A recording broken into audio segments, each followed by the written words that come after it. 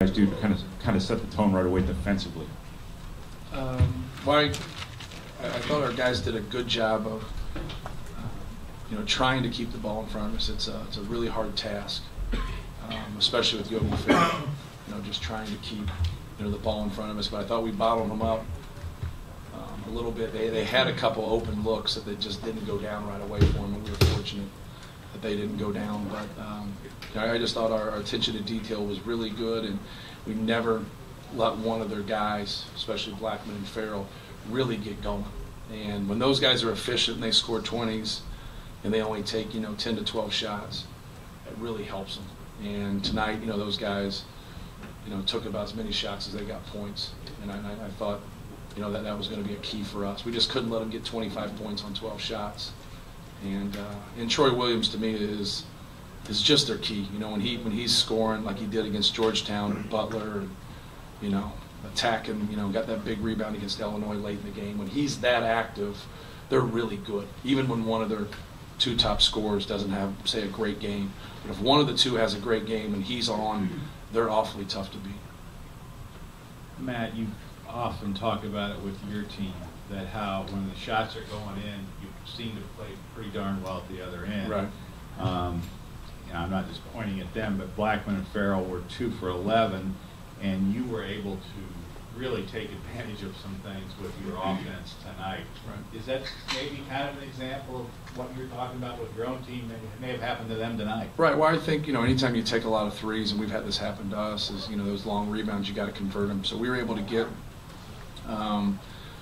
some conversion off, some long rebounds, getting out on the break. And we got a lot of layups, whether that was transition or in the half court. Not a lot of post moves, actually. They did a good job bottling up.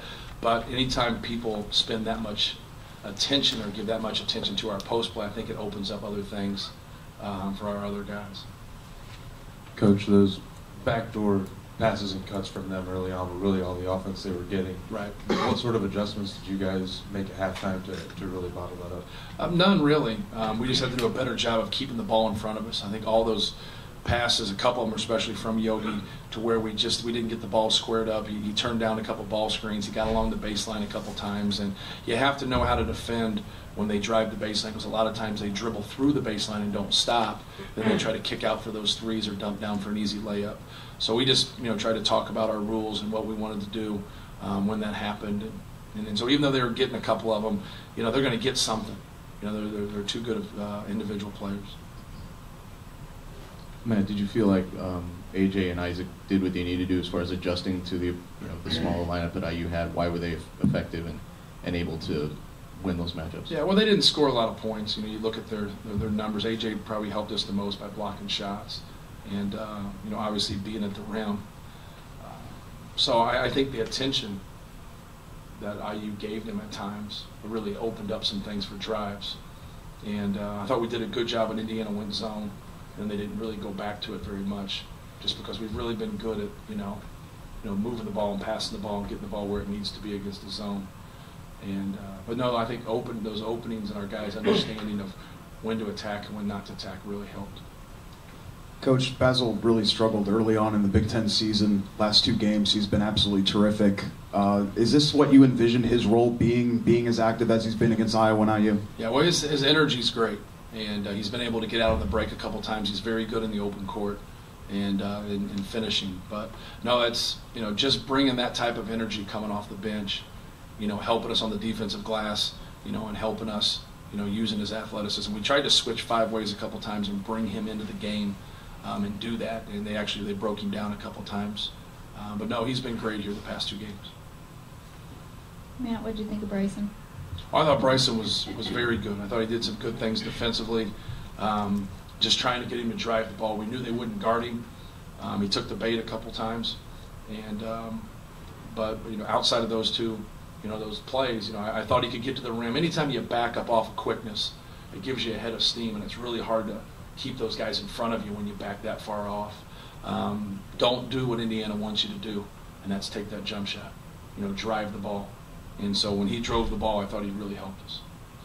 Matt, a follow-up to that, you talked about when guys don't play keep a good attitude, keep a good head when you get the opportunity. Obviously, he took advantage of that when he got the opportunity. Yeah, he really, since we haven't played him, he's had a good attitude, and he's done some good things in practice, and we thought this was a great opportunity for him to play and guard, their quickness. We thought he could match it, but we knew they wouldn't guard him, and we really felt that he could drive the ball and give us a punch, on the offensive end.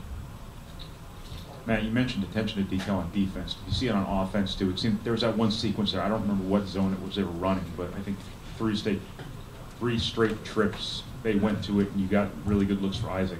Right. It looked like they were pretty ready for it. Did you see that same attention to detail offensively?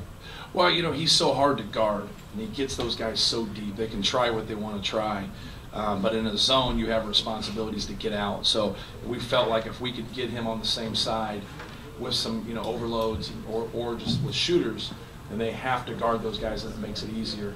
And so that's what we tried to do. He was going to have a tough time defensively against these guys, and they exploited that a couple times. They hit a couple threes on pick and pops, and the one time they picked and popped, and the kid from Illinois State, hit Yogi on the back cut, and so we tried to go smaller and do some different things. I'd like to keep him in there more, but with certain lineups it was hard in the second half.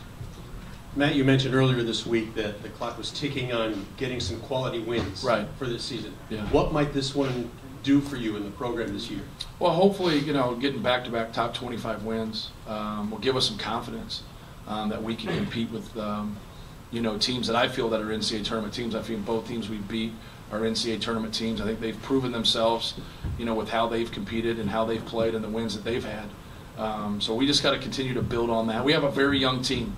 I thought we really got out-competed at Illinois, especially on the glass. They had a couple guys out, had a couple guys really step up and play harder than us, and we haven't rebounded well for 3 games, and that's going to get us at some point. So we got to get that figured out and do better. But I'm happy with our effort, and our defensive field goal percentage has really improved here in the past couple weeks, and we just got to keep getting better there.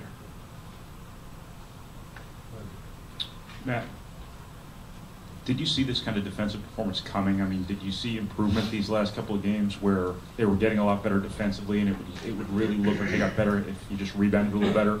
I mean, have you seen the light coming on defensively? Yeah, we've made improvements. Rayfeld Davis has done a really good job, and kind of spearheading that for our team. Octius has been there for us, but our team defense is a lot better. I think we have a lot of room for improvement. I think sometimes it goes your way in a game. I felt Indiana had some looks in the first half that just didn't go down for them. I felt that they hit those. Now the game could maybe go a little bit differently. Obviously, we struggled boxing out, but the game just kind of went our way after that. But we're better defensively. We still have a long way to go. Coach, does it surprise you to see how many blocks AJ finished with? Not really. I was kind of surprised that a couple of them challenged him when they were just one-on-one with him. You got to move him around.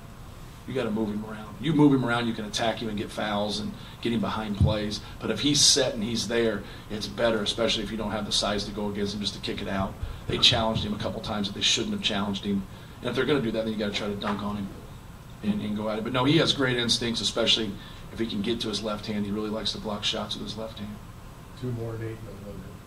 I know you already asked about Bryson, but in earlier games this year, I guess Illinois is the best example when Occhius goes out with 2 fouls, and just even for a short time, it was costly.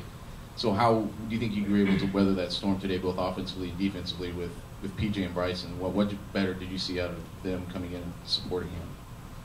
Well, I thought they just made better decisions. It was great to see PJ, knock down that 3. He shot one when he first came out. I thought it was a great shot. Then he passed one up. And I thought that really hurt us when he passed it up. He's got to continue to, to shoot the basketball and take care of the basketball. And, I thought Bryson, really gave us a lift, not just scoring it, but also his defense. I thought he really helped us. They just got to, keep doing what we're asking them to do and stay positive and keep playing. It's hard. It's a difficult thing to come off the bench and feel comfortable, especially when your minutes fluctuate. It's a very difficult thing to do. Coach, I think it was pretty evident how much the players were feeding off of the energy tonight. Just how good was that crowd, and what did they do for? Our crowd was unbelievable. It's the best crowd we've had here probably in 3 years. The student section was great, and you can feed off that. Indiana does a lot of that at their place. They really build that momentum through their home crowd. And I thought our guys were great, but we had to, you have to give them something to cheer about. You got to play well, and I thought our guys, were up to the challenge, and then they played well, and that really gave us an advantage. Thank you, everyone. Thank you.